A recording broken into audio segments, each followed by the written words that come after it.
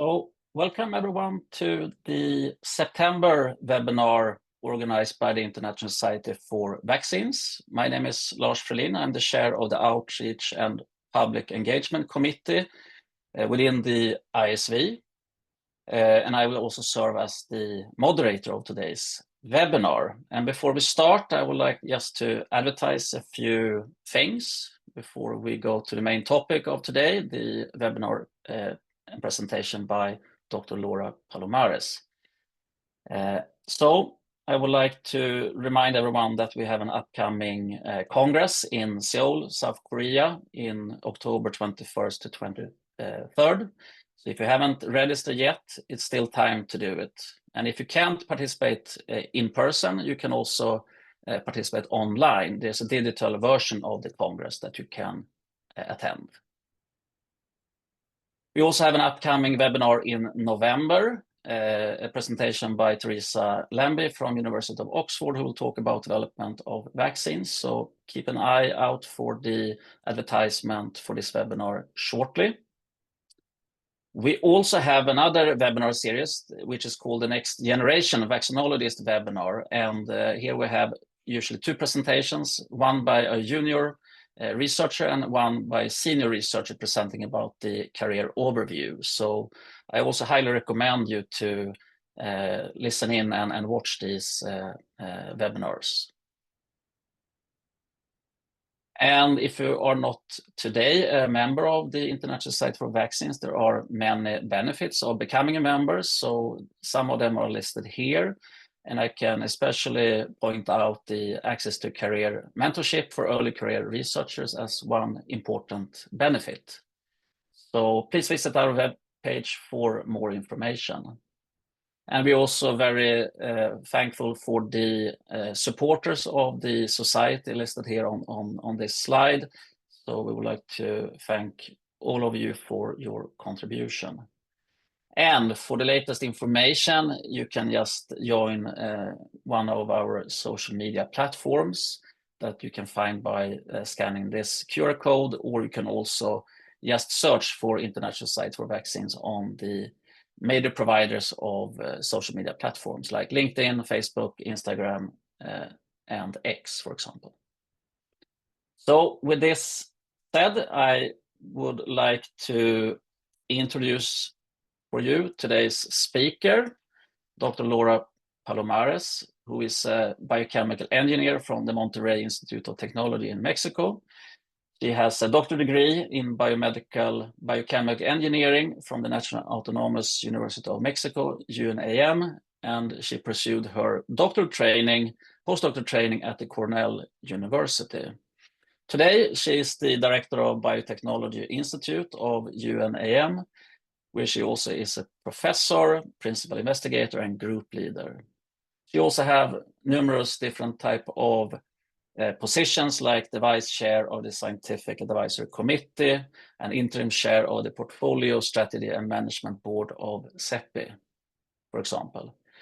Dr. Palomares have collaborated and been part of the first licensed recombinant influenza vaccine, and has also participated in the technology transfer of Flublok in Mexico and the licensure in the country.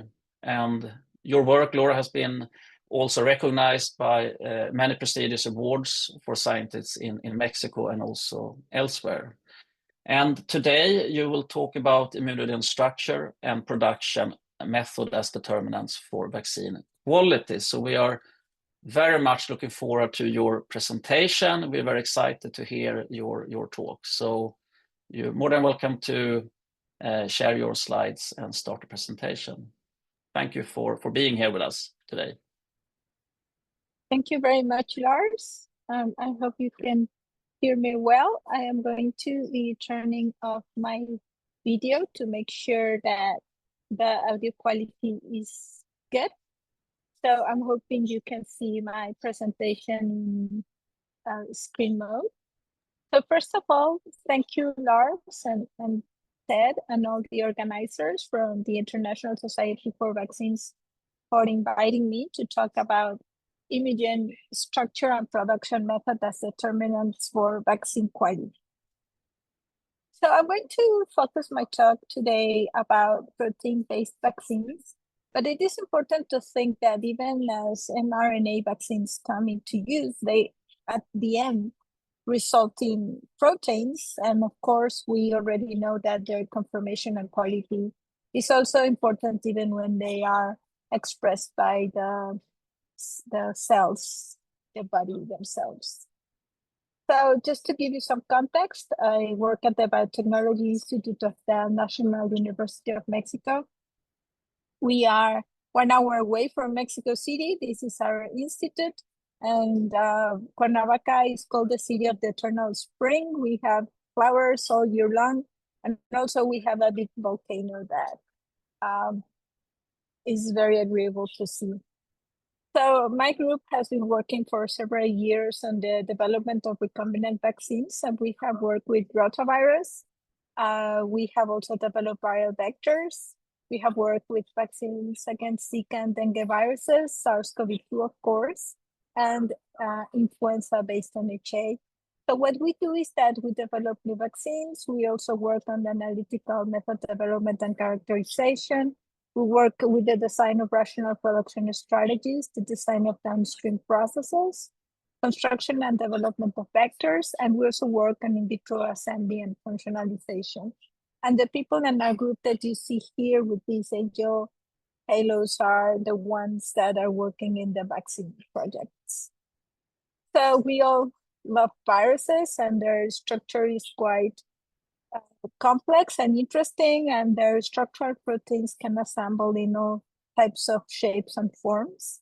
So in particular, we are interested on these assemblies because, as you know, our immune system has evolved for millennia to recognize this repetitive array of epitopes as they, of course, tell the immune system that there is a danger based on pathogen that has been in contact with it. So I'm going to talk today about this topic based on 2 examples. The first one is based on the work that we have done in rotavirus, and this is virus that has come of interest because it causes severe diarrhea in young children.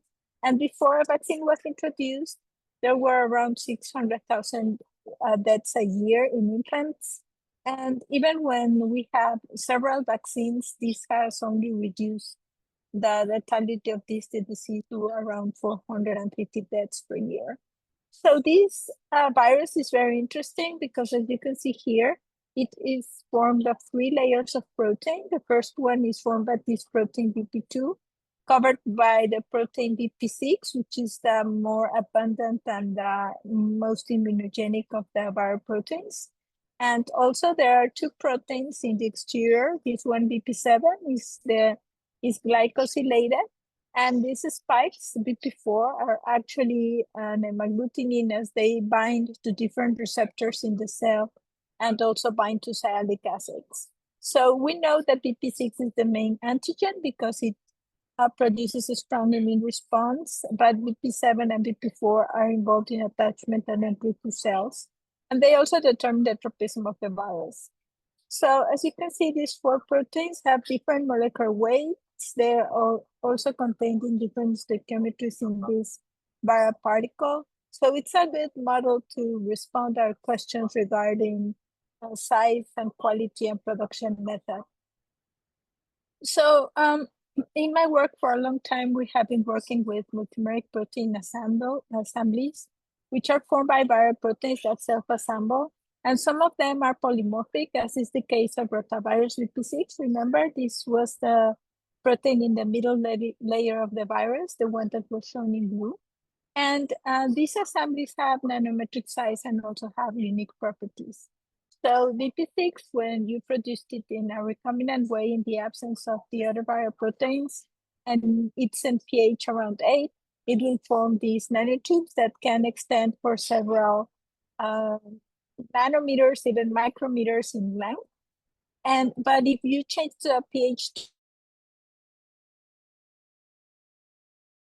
to 5, then you will get these not complete spheres. But if you co-express this protein with the inner protein BP2, then you will get a double layered virus-like particle that is almost identical to the original virus.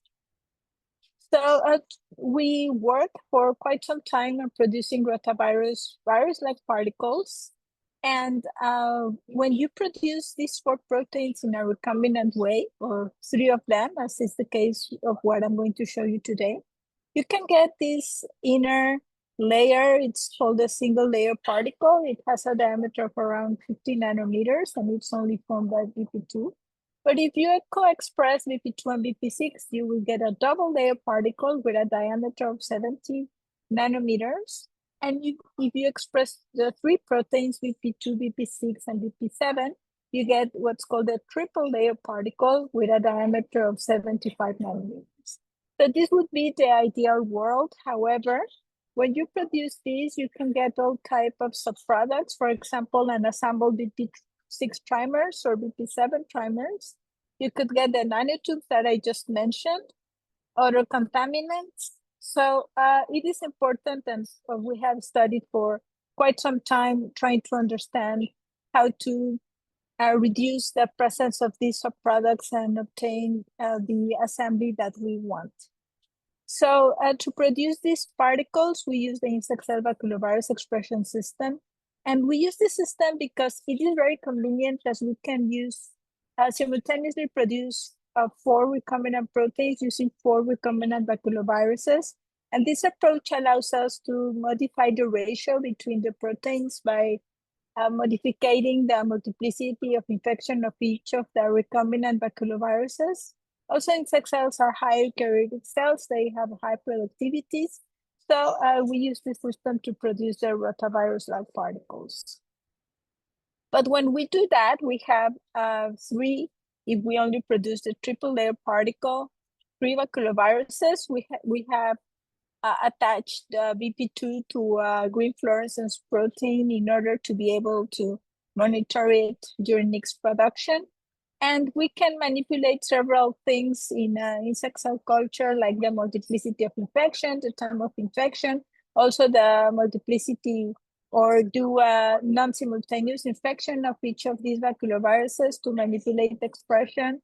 And of course, we can also use bicistronic viruses that contain more than 1 gene.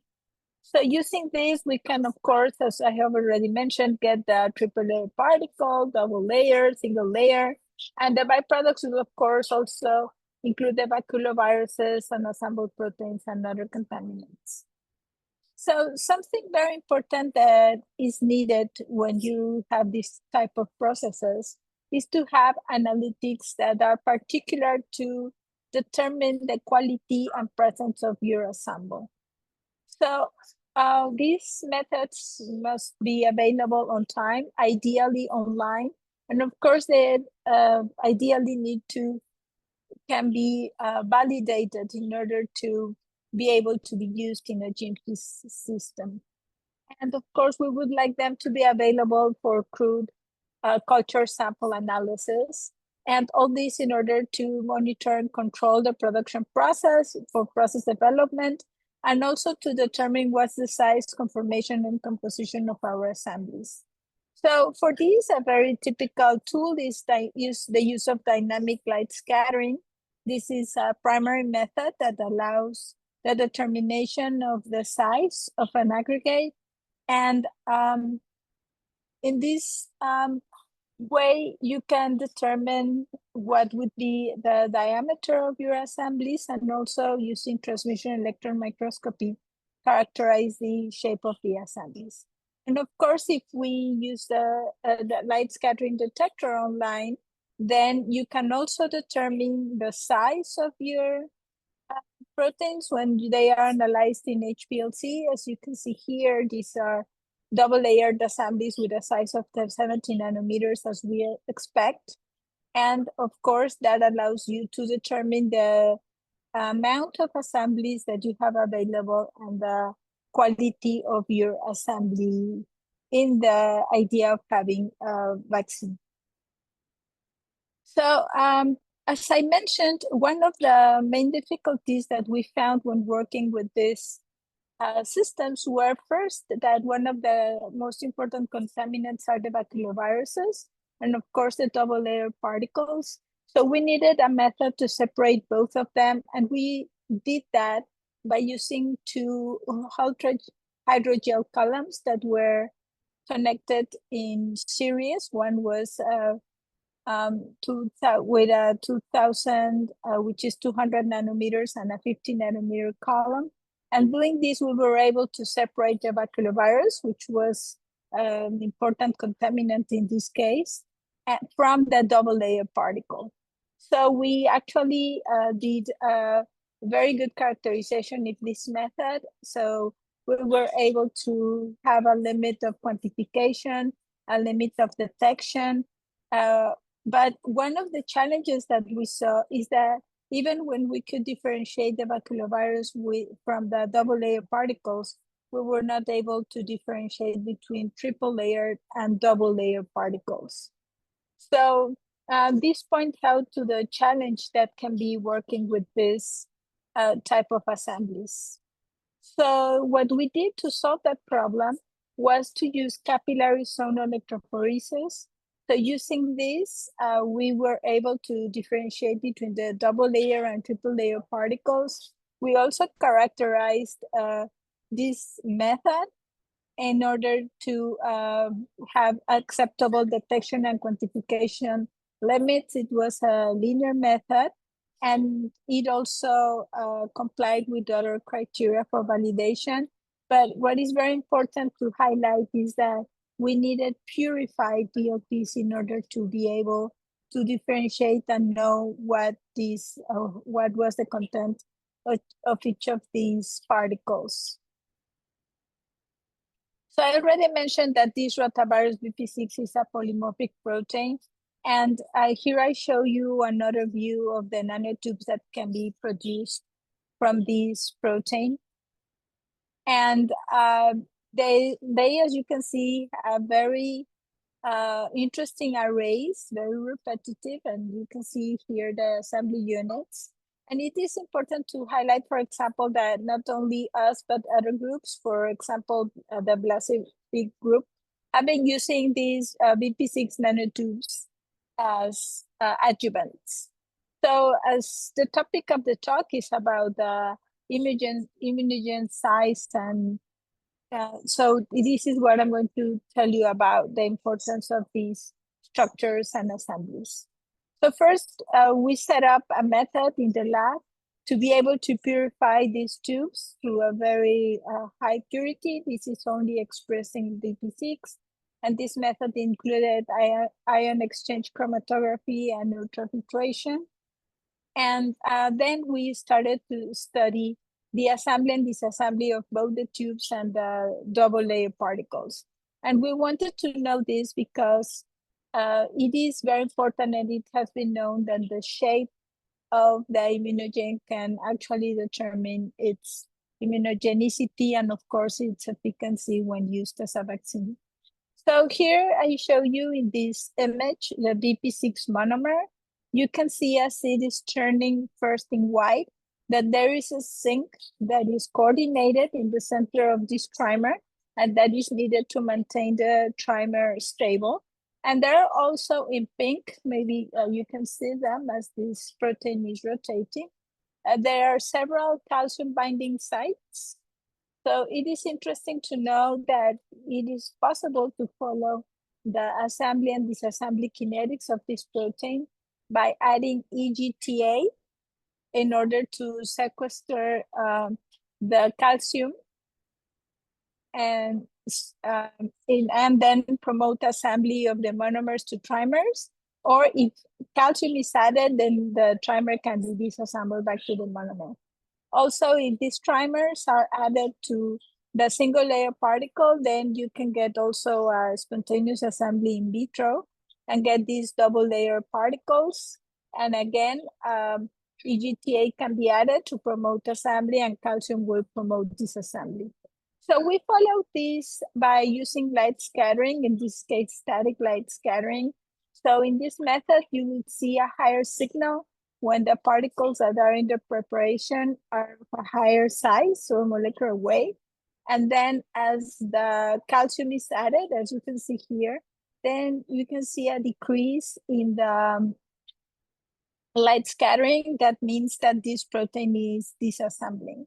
And you can also do the reverse. Here are the double layer particles, then you can add BP6. And as you can see here, you will see an increase in light scattering. And this means that these proteins are assembling, in this case, in the form of the double layer particle.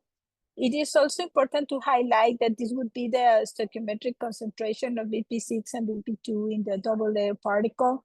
And as you can see here, this concentration is not sufficient and it's rate limiting for the assembly of the double layer particle. So in our group, we decided to study how to the kinetics of assembly and disassembly of these particles, and I would like to highlight these steps. First, we were wondering why, when we have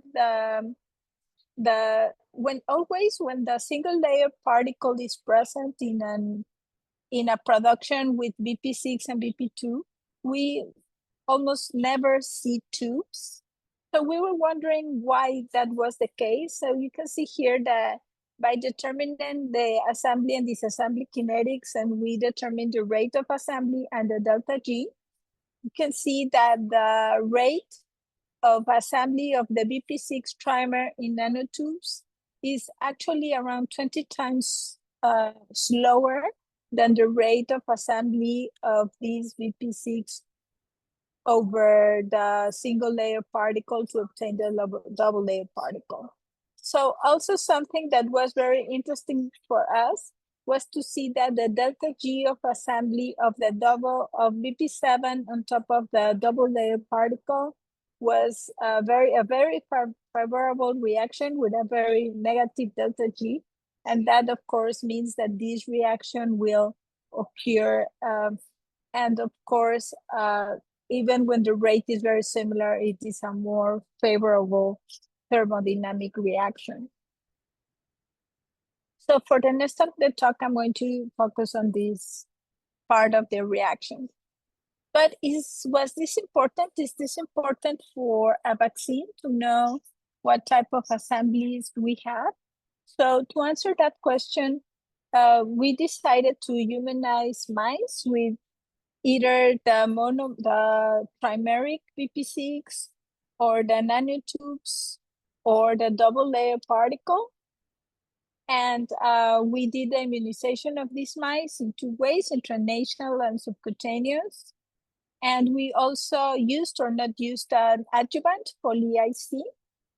And we used 40 micrograms of BP6, nanotubes, double layer particles or trimers. Also from group A, from group B, it was 1 dose. And from group C, we used 2 doses subcutaneous.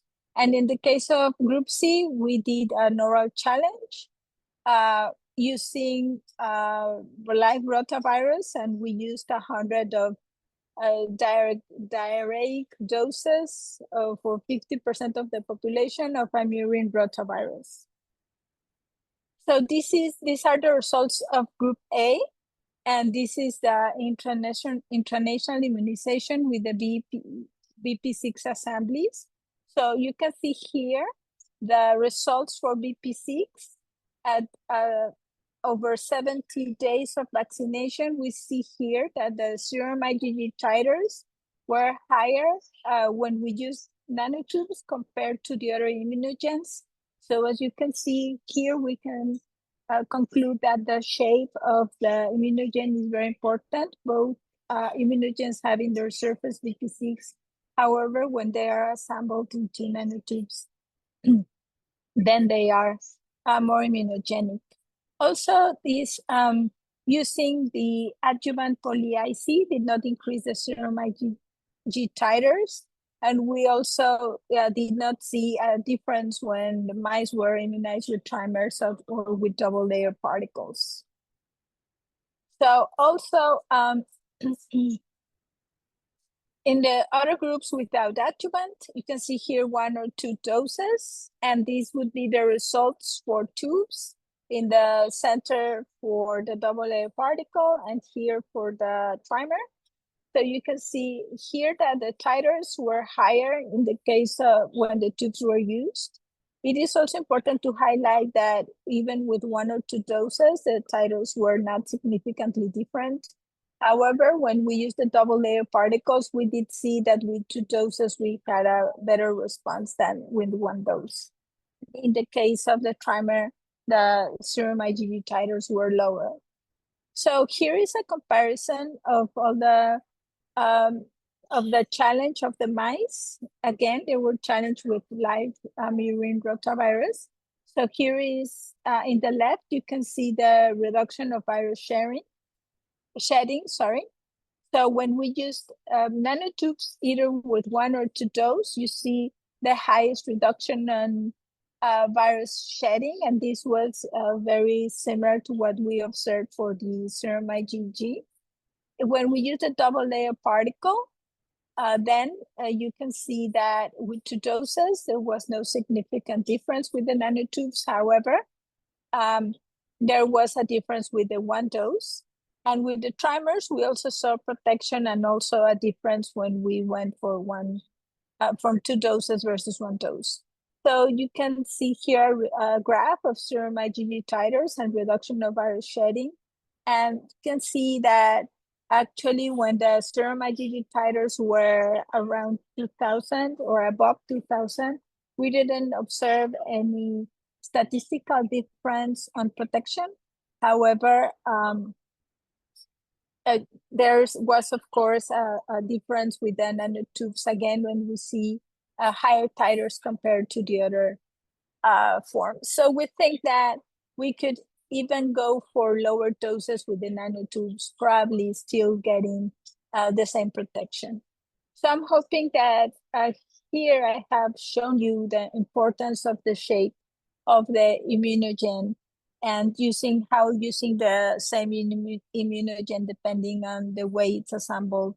Even in the same amount, you can get different protection and different IgG titers.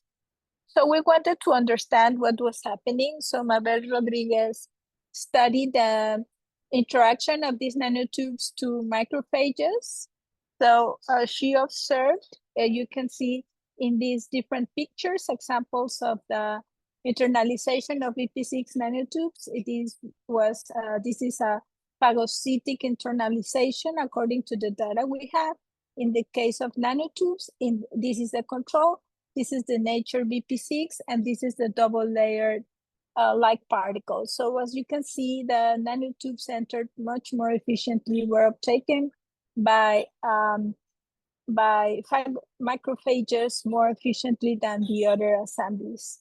So we also selectively inhibited entry by using methyl beta cyclodextrin, and we found that inhibited the BP6 entry into macrophage cells. However, when we used genistein, that did not affect entry, which of course suggests that there were different or unique mechanism of actions and that this was a selective entry to cells.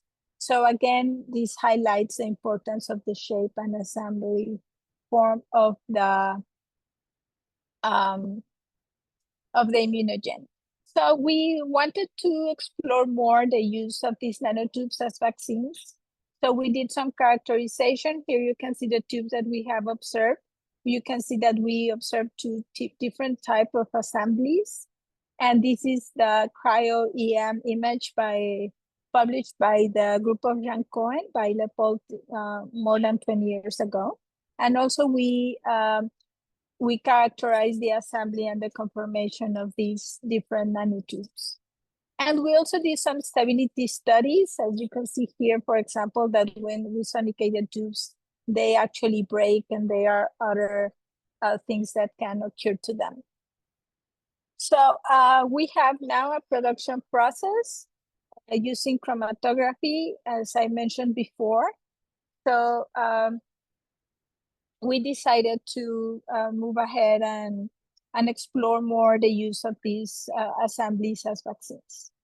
So this is my first example. I'm going to quickly move to the second one. This is the importance of glycosylation of immunogens in vaccines.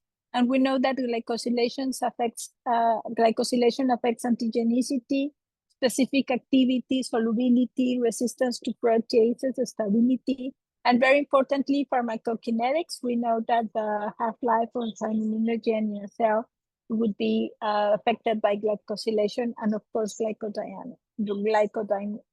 pharmacodynamics. So the example is based on a recombinant vaccine for influenza that is based on hemagglutinin, which is the most abundant protein in the surface of a virus that has been shown to be a safe and effective vaccine to be used in humans and birds to protect against influenza. So the influenza virus hemagglutinin is a glycoprotein, and it contains several glycosylation sites. The appearance of these glycosylation sites is known to be a way to evade the immune system. And what is very interesting is that when this protein is expressed in a recombinant way in its complete form, because it is usually embedded into the viral membrane, then the monomers can form these trimeric structures, and you can see here. And these structures, because of their size, are highly immunogenic. So you might be wondering why using insect cells. So here I show you in our lab with non-optimized processes, then we produced a monoprotein alkaline phosphatase. We get 17 times more protein in insect cells compared to Chinese hamster ovary cells. However, when we compare the glycosylation profile of this same protein, you can see that it is very different. Here we show high 5 cells in red, and you can see that mostly we have what's called high mannose forms and other truncated forms. However, when we see the glycosylation profile of the protein produced by CHO cells, then we see a cellulation and other galactosylation and complex protein glycosylation. So this happens because different taxa have different typical glycosylation profiles of the proteins, and that depends on the different enzymes that are present on each of the producing cell lines. And this is again in the case of hemagglutinin, and in this work we see here what are the typical glycosylation profiles in different sites in this hemagglutinin. And you can see here that many of them are sialylated, as shown by these diamond shapes, while others, like in this site 65, is high mannose. But you can see the difference between these glycans that are present in this hemagglutinin and the typical glycans that are present in proteins produced by insect cells. So the reason why in insect cells we get this truncated glycosylation profile is because in the Golgi there is overexpression of an exosaminidase that cleaves these N-acetyl glucosamine residues from the glycan when it's transversing the Golgi, and impedes that other enzymes like a galactosyltransferase add different glycans. And of course, these truncated glycans will form these pausimanocytic forms that actually cannot be modified any further by the glycosylation profile. So it is known that this actually can be an advantage for proteins that will be used as vaccines because they are not mammalian glycans, and also it can be seen as an advantage because this type of glycosylation will allow for correct protein folding while not hiding epitopes present in the protein that will be used as a vaccine. So we analyzed the glycosylation profile of several recombinant hemagglutinins of different A and B strains. And we found that most of the structures, as could be expected, were pausimanocytic structures. But as you can see here, we did get a big variety and abundances of different structures attached to these hemagglutinins. So also here is a group you can see Here in the case of H1, we saw a higher abundance of these post-immunogenic forms. And however, in the case of A3, we saw a higher abundance of high mannose forms. And these high mannose forms are a reflection of the glycosylation sites that were actually not modified in the Golgi. You can see something similar in the case of HA from the B viruses, while the case of H5 behaves similarly to H1. But the question is, what is the role of hemagglutinin glycosylation? So to answer that question, we remove the glycosylation from hemagglutinin by using an endoglycosidase. And then we immunize with this protein biopsy mice with 2 doses of 20 micrograms, 15 days apart in a subcutaneous way. And then we collected the serum and we measured the hemagglutinin specific IgG titers. And this work was done by Ruth Pastor.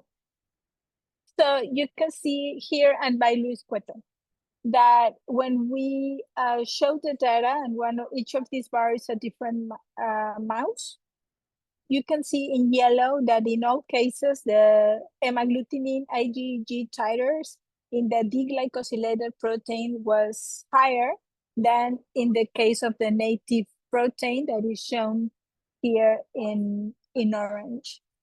So we were very interested about this result, and we thought that maybe we could use other production methods other than insect cells if glycosylation was not that important. However, we wanted to know if there was any effect on hemagglutinin when it was deglycosylated. And to do that, we again used dynamic light scattering, as I explained before, where we can know the size of the protein. Here I show you an example. This would be the diameter of hemagglutinin. You can see in gray the day 1, and then you can see in yellow after storage for 90 days. So you can see that at this pH 6.8, this protein is very, very stable. So we wanted to evaluate aggregation of these glycosylated versus the deglycosylated protein. And our criteria was that anything with a diameter above 60 nanometers were aggregated. So you can see here that presence of aggregates at different temperatures in orange, the deglycosylated, and in blue, the glycosylated protein. And it's clear the shift of the deglycosylated protein, where you can see that at when glycosylation was removed, the TM and this protein was less effective. Sorry, I was distracted by the question. And also we saw some pictures. Of course, we took pictures of these aggregates, and you can see that they were very compact in both cases at 55 and 65 degrees. In comparison, the aggregates and the native HA were less compact even when they were, of course, aggregated at 65 degrees, but with a different appearance to that of the deglycosylated HA. So we did the kinetics, and we also calculated the aggregation constant as a function of temperature. And as you can see here, in the case of the deglycosylated, there was a clear difference in the temperature at 50% of aggregation, even when the rate was similar. And also in the delta G, you can see how we go to the negative delta G in the case of the deglycosylated hemagglutinin. So also here, I show you the stability to pH. Here is to day 3, glycosylated and deglycosylated at day 2. I don't show you day 3 because all the protein was already aggregated then.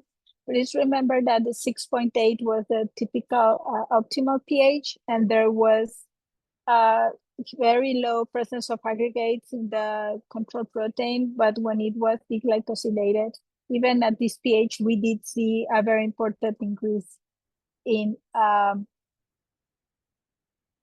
in a aggregation. So you can see also here that the kinetics of aggregation for pH were different for native amagglutinin and deglycosylated imagglutinin. Here you see the rates because the models were different, because these were exponential aggregation kinetics and these were linear. Then this also shows that the possible mechanism of aggregation is different. In the native, we saw a cooperative aggregation based on nucleation, while in the case of the glycosylation, this would mean that we have kinetics that are mostly based on protein folding and unfolding. So of course, you know that the HA also known that it suffers or that it goes through changes with pH because that's the way it enters to the cell. So we believe that glycans have an impact on how these change of conformation occurs, and of course the display of hydrophobic places or sites of the protein that would be different depending on the glycans that are present. So what is known, and I hope I have convinced you of this during this talk, is that the protein assembly, shape, and size determine immunogenicity, stability, and pharmacokinetics. The immune response, of course, depends on antigen density, and that also has to do with the way these antigens would be assembled. Cell-mediated versus humoral-mediated immunity will also depend on size. I didn't show anything here, but there's several references in the literature. It is also known that larger particles that are from 50 to 200 nanometers are more effective as immunogens because they are efficiently internalized by antigen-presenting cells. I showed you the case of macrophages. Also, it has been reported that there's better retention in lymph nodes, and it promotes antigen presentation in T helper cells. Also, glycosylation, it determines protein folding, structural stability, and of course, aggregation, as I showed here. We know that glycans modulate the immune response, and it's also a tool that viruses use for immune evasion. And also what is important is that glycosylation masks epitopes, but we cannot remove it because it is not only essential for protein conformation as stability, as I've shown, but also it is needed for the protein to be correctly folded in the endoplasmic reticulum of the cell. So this is what I wanted to tell you about today. Thank you very much for your attention. This is our group at the Institute of Biotechnology, and we have received funding by the government of Mexico City, by UNAM, also by the government of the state of Morelos, where we are located, by the Mexican Ministry of Health. Thank you very much for your attention, and I would be happy to answer any questions you might have.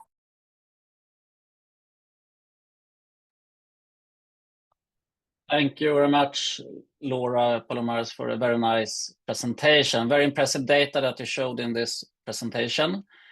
And we are now open for questions. So if any of you that are attending have a question, please raise your hand and I will unmute you so you can ask the questions directly.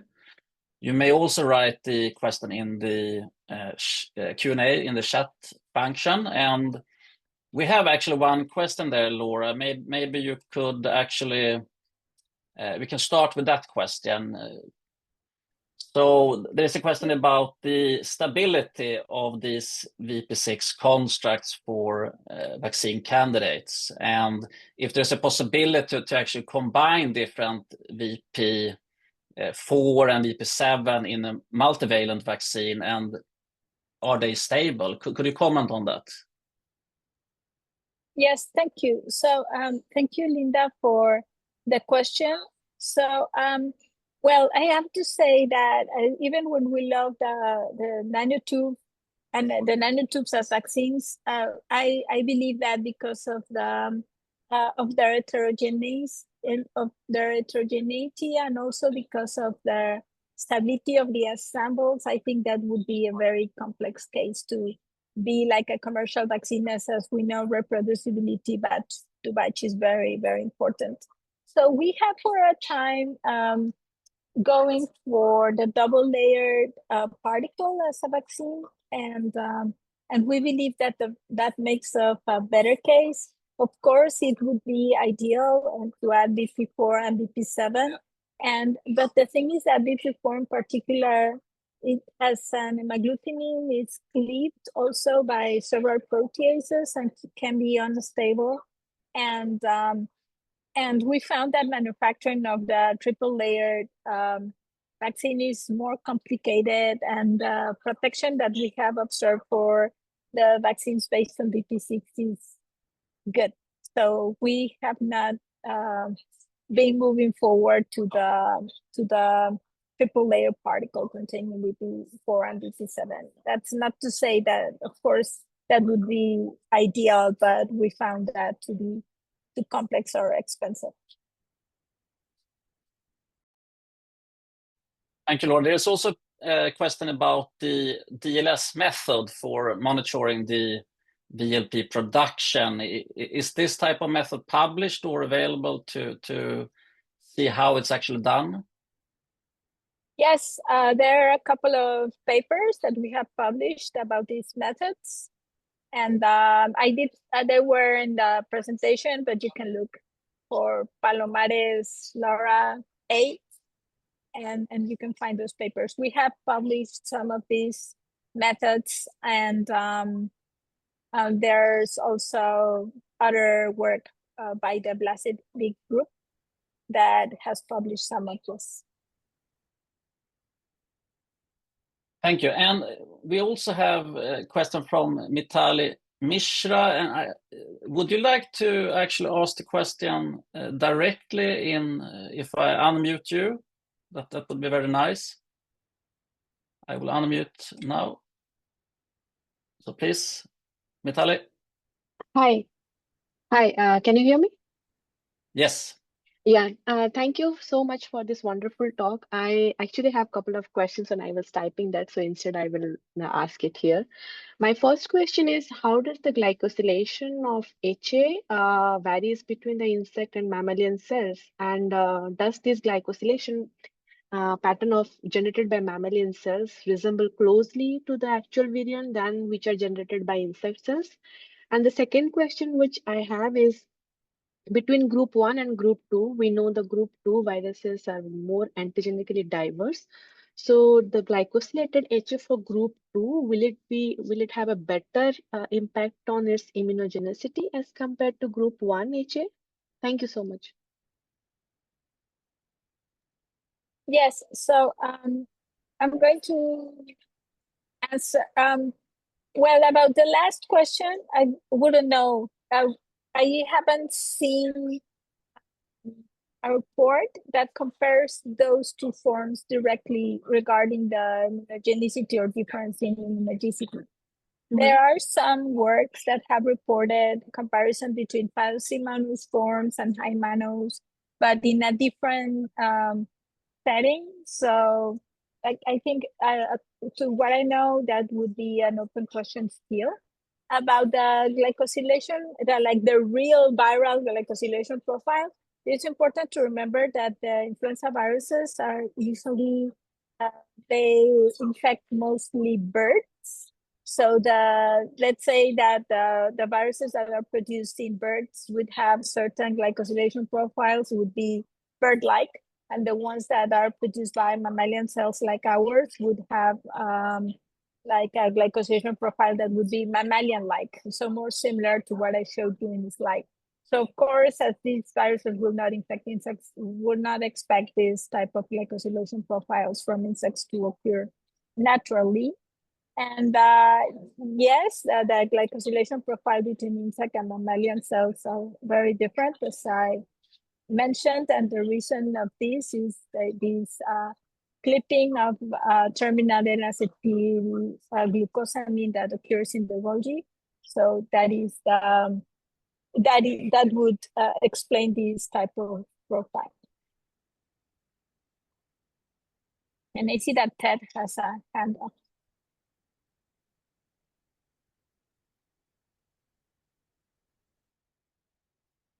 There is also one question from Ives Durosher. Would you like to ask the question directly, or if you are there, I can unmute you?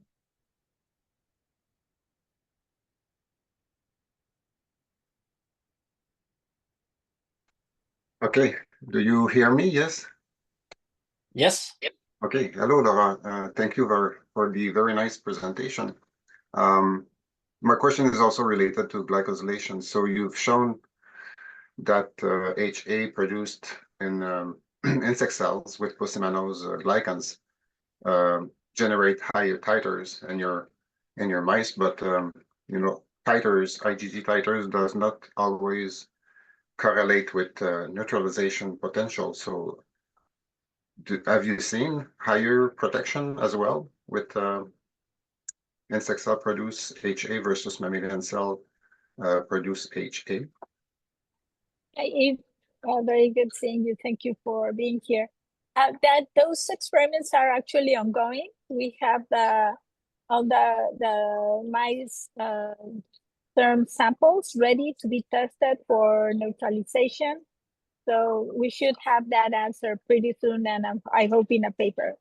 But at this time, we don't know if this difference in IgG titer is reflecting to better neutralization of infection.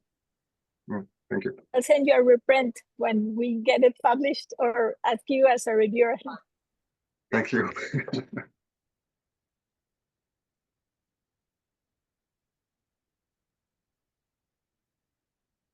So do we have anyone else that would like to ask a question directly to Laura? This is the opportunity you have. I can just, before we have another question, could you mention something about reproducibility of these type of nanoparticles that you're working on with your method? How reproducible is the production method? Yes, so the production method of the nanotubes is very, very robust. We have that already set up, and I didn't show any of that here, but we have also been using these nanotubes as nanomaterials. So we have functionalized the nanotubes with gold, silver, palladium, platinum, and other metals also to do magnetic. So we've been having lots of fun with these structures. So that is very reproducible. And which is also very reproducible is the manufacturing of the double layer particle. However, I would like to highlight that these assemblies, as I mentioned, can be even micrometers long. And we know that with time, they can not retain their length. And so we know that we have assembled tubes, but it is also not easy to determine what their length is. I showed you some of the micrographs, and you can see them that they're tangled, and it's difficult to know. And also other methods to measure this have proven to not to give us good answers. But I would say that the non-reproducible part will be there, right? Ensuring that tubes are of a consistent length. Thank you very much. And now we have one hand raised by Anke. So please, Anke, go ahead and ask your question. Yeah, can you hear me? Yes. Yes. Okay. Thanks a lot for an interesting presentation. I was wondering, with your influenza experiments, you showed that the deglycosylated hemagglutinin was more immunogenic, and you also demonstrated that it is aggregating more easily. So what do you think is the reason of the higher immunogenicity? Could it also be that you just form aggregates, which you proved in your rotavirus experiments to be more immunogenic than smaller entities? Or is it the better accessibility of epitopes? Or is it both? And could you kind of dissect? Thank you very much for the question. That's a great question. I have to say that we first did the immunogenicity studies, and later we did the characterization of the aggregation kinetics.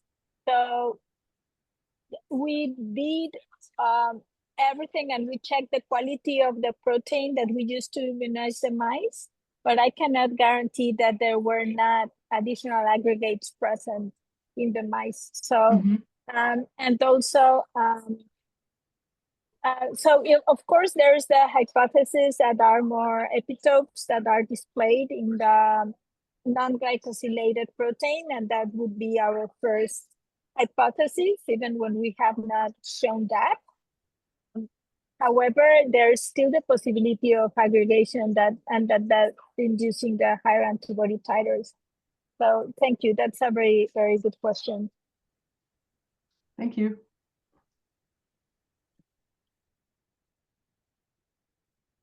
So I don't see any more questions in the chat or any hands raised. Yeah, one question more in the chat here, actually, from Sergio. Sergio, would you like to ask that question directly instead? Sure. Yeah. Hi, Laura. It's just a quick question. Have you worked with these nanotubes as a carrier for nucleic acids or peptides or drugs? Yes, we have. Actually, that has been the thesis of some of my students that are very brave, and we have had problems.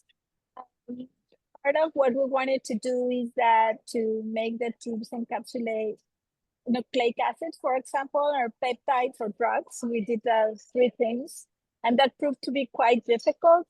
And that happens because the surface of VP2 and the inferior or the inner surface of the VP6 tubes are pretty hydrophobic.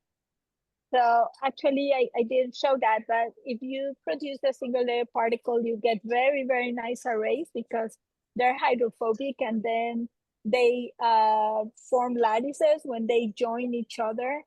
So we think that one of the reasons we have not been able to encapsulate anything inside the tubes other than metals, because we have been able to functionalize the inner part of the tubes with metals to make like cables, is because of their hydrophobicity. So yeah, we've tried that, have some frustrated students, and but yeah, hasn't worked.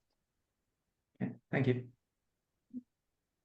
So that will be the last question for this webinar. We are at the stop time now. So I would like to thank you very much, Laura, for this excellent presentation, a very nice discussion, and all participants for questions and input. So thank you very much, and see you at another ISV webinar. Bye-bye. Thank you. Bye.